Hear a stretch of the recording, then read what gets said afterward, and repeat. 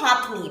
আমরা নিজেদের হাত কিভাবে নিজেরা দেখতে পারি সেটা নিয়ে হচ্ছে আজকে আলোচনা করব। কেননা আমাদের কোনো জ্যোতিষী দরকার নেই যে কারোর হাত দেখানোর জন্য। আমরা ফার্স্ট হচ্ছে দেখে নেবো যে নিজের হাত কিভাবে দেখতে পারি। ভিডিওগুলো ভালো লাগলে অবশ্যই কিন্তু লাইক, শেয়ার আর সাবস্ক্রাইব করবে। এখানে আমি একটা ছবি নিয়ে নিয়েছি হাতের একটা। এবার ফার্স্ট হচ্ছে আমি দেখে নেবো যে কোনটা কোন পর্বত। এটা হচ্ছে বৃহস্পতি পর্বত, এইটা হচ্ছে শনি পর্বত, এটা হচ্ছে সূর্য পর্বত, এটা হচ্ছে বুধ পর্বত, আর মিডিলটা হচ্ছে রাহু, এটা হচ্ছে উচ্চমঙ্গল, এইটা হচ্ছে নিম্নমঙ্গল, এটা চন্দ্র পর্বত, আর এটা হচ্ছে এখানটা হচ্ছে শুক্র পর্বতের জায়গা, এখানটা হচ্ছে কেতু। ফার্স্ট আমি জেনে নেবো যে আমাদের হাতে কিন্তু মোট 3টে রেখা সবার হাতেই থাকে। এইটা হচ্ছে আই রেখা।